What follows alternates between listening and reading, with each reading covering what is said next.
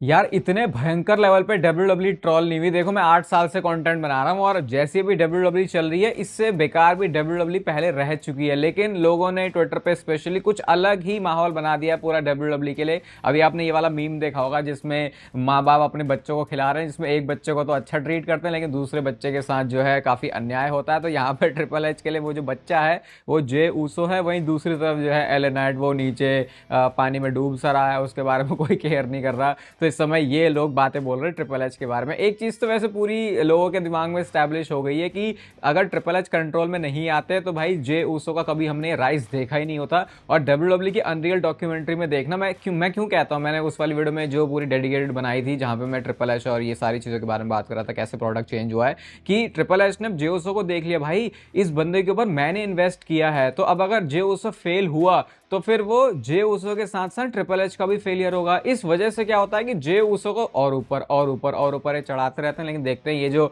Ladder है वो कब तक क्लाइम करते हैं जे ऊसो, या फिर कोई ऐसा मूवमेंट भी आने वाला है जब वो गिर जाएंगे धड़ाम से नीचे। और वेलकम है आपका वॉइस ऑफ रेसलिंग के एक और नए एपिसोड में। पिछले कुछ टाइम से डब्ल्यू की जो हालत खराब चल रही है, कल का एपिसोड शायद एक रीसेट बटन दबा सकता है। सबसे पहले तो ऑफिशियली एडवर्टाइज हैं जॉन सीना, लेकिन साथ में हमको ये भी पता चल गया है कि John Cena Monday night raw को किक ऑफ करने वाले हैं, यानी कि कल मंडे नाइट रॉ की स्टार्टिंग में ही सुबह, अब टाइमिंग चेंज हो गई है तो 6:30 बजे जैसे ही आप नेटफ्लिक्स खोलोगे तो आपको दिखेगा 17 time world champion John Cena. तो वो अपने आप में अच्छी बात है, जो कि हमको ये भी बता देगा कि आगे उनके डायरेक्शन या उनके जो प्लान्स हैं वो क्या होने वाले हैं। इसके साथ साथ अगर आप पूरा देखोगे भी क्या क्या होने वाला है शोज पर, तो सही सही चीज़ें, सीएम पंक भी होने वाले हैं वर्ल्ड चैंपियनशिप के लिए, स्टेफनी वकेर और रकेल रोड्रिगेज का भी मैच है, टूर्नामेंट मैच भी कल से शुरू हो जाएगा, फिर चैंपियनशिप भी ऑन द लाइन है। तो मंडे नाइट ड्रॉ को देख के तो देखो सही सही लगता है फिर भी अगर आप देखोगे, लेकिन स्मैकडाउन के हालात तो भाई बिल्कुल ही खस्ता है, और ना ही वहां पे ऐसा लग रहा है कि डब्ल्यू इंप्रूवमेंट के बारे में कुछ सोच रही है। और डब्ल्यू के बारे में डाउनफॉल की बातें हम कर ही रहे हैं तो उसमें एक और चीज़ अब और जोड़ देते हैं,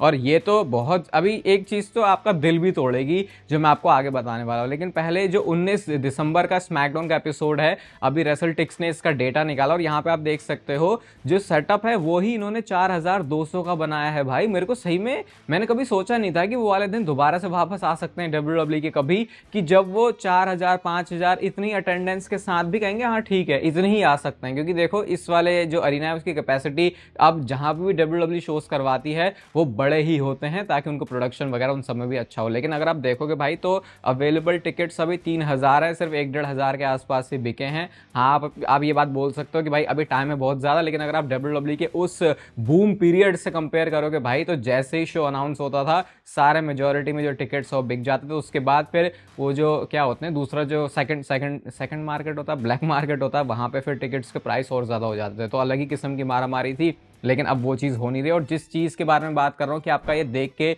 दिल सा टूट जाएगा, तो जॉन सीना का जो एसएनएमई के लिए मैच होने वाला है आखिरी वाला, भाई उस डेट पर वो जो पूरा शो है वो अभी तक सोल्ड आउट नहीं हुआ है। अब आप बोलोगे भाई ठीक है ना 13 दिसंबर बहुत टाइम है, अभी लोग टिकट्स खरीद लेंगे, सोल्ड आउट वो हो जाएगा, उस बात में कोई भी शक नहीं है, लेकिन वो अभी सोल्ड आउट नहीं हुआ। सोचो मेरे को, मैं अगर इसको एडब्ल्यू से कंपेयर करूं तो मेरे को याद है एडब्ल्यू का ऑल इन वाला ही शो था शायद, वो लंदन के लिए। भाई उन्होंने जैसे टिकट्स को अनाउंस किया था, मुझे याद है 10-15 मिनट में पूरा ही स्टेडियम भर गया था।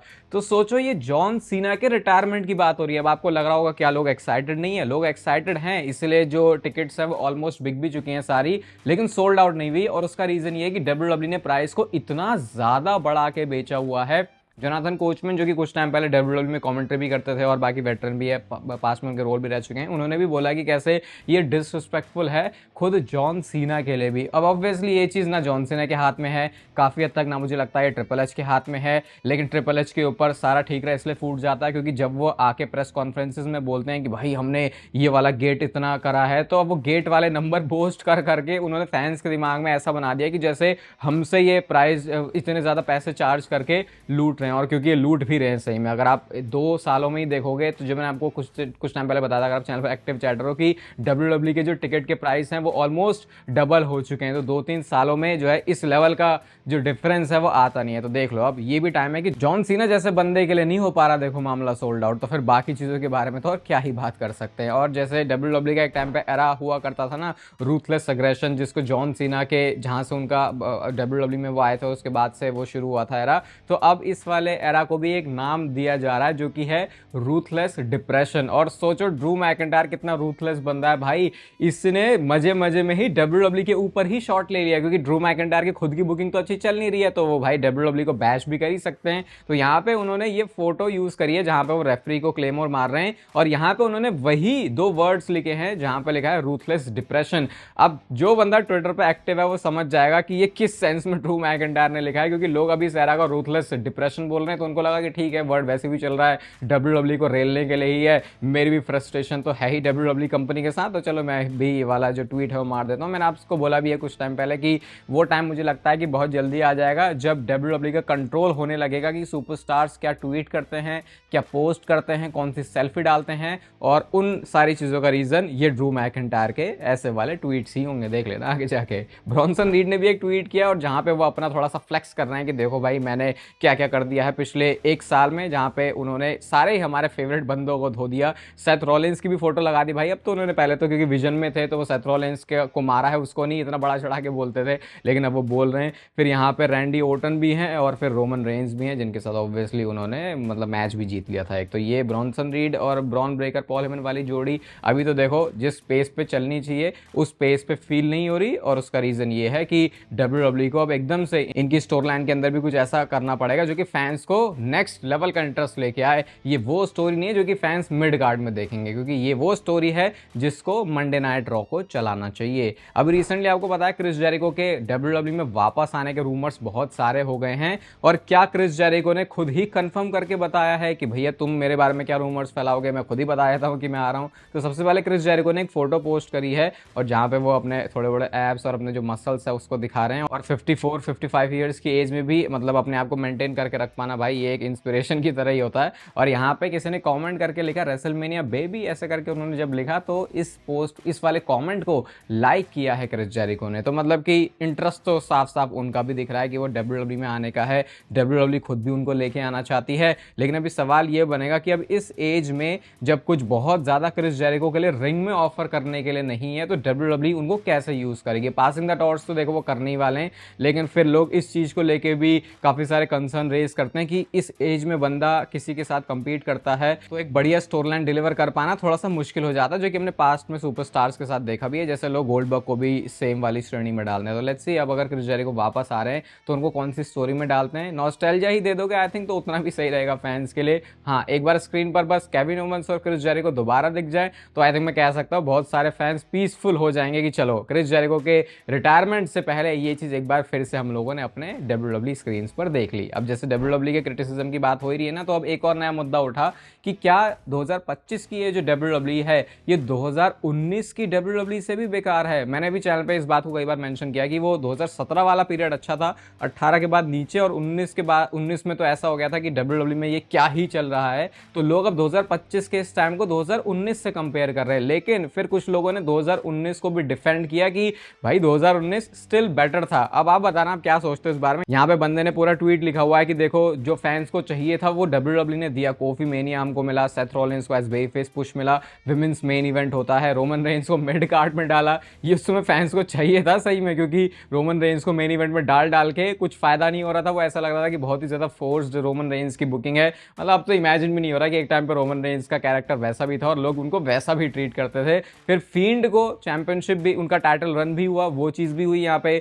हाँ उसमें फिर गोल्डबर्ग वाला भी सीन था। फिर एनएक्सटी का भी सर्वाइवर सीरीज में इन्वॉल्वमेंट, जो कि फैंस चाहते थे, क्योंकि उस टाइम पे ब्रांड वॉरफेयर में कहते थे कि एनएक्सटी को अलग क्यों रखा हुआ है, और उसके बाद रेसलमेनिया में वो सारे रिजल्ट हुए जो कि फैंस चाहते थे। तो अब कहना तो ये भी है कि 2019 में तो देखो मूवमेंट तुम्हें मिले थे, तो अब क्या बेटर है 2025 या 2019? आई थिंक मैं स्टिल बोलूंगा कि यार अभी वाला जो पीरियड है वो ठीक ही है 2019 के कंपैरिजन में। बहुत सारे लोगों को ऐसा भी लगता है कि जैसे कि मेरे को विंस मैकमैन और ट्रिपल एच में से मैं किसी एक को पिक कर रहा हूं कि ट्रिपल एच की बुकिंग ज्यादा बेकार है, विंस मैकमैन की बेटर थी। देखो हर किसी ने अपने अपने टाइम पे अलग अलग तरीके से शोज बुक किए हुए हैं, कुछ बहुत विंस मैकमैन की बढ़िया चीजें हैं, कुछ ट्रिपल एच की बहुत बढ़िया चीजें हैं। फिर उसके बाद ये 2019 के फिर कोई मूवमेंट्स ये भी लेके आ रहा है कि देखो वो डॉग फूड में जो रोमन रेंज को कवर किया था, कुछ लोग तो अब जिनको दिखा देते ना वो बोलते हैं नहीं नहीं ये असली नहीं है, ये एआई है, क्योंकि ऐसा बिलीव भी नहीं होता कि ऐसी कोई स्टोरी थी। चैट गेबल को शॉर्टी जी बना दिया था वो हेल इन सेल का सेथ रॉलिंस, और वो वाला मैच जो इन्होंने लाल बत्ती के अंदर कर दिया था। फिर बॉबी लैशली और लाना और रूसेव वाली स्टोरी लाइन। तो देखो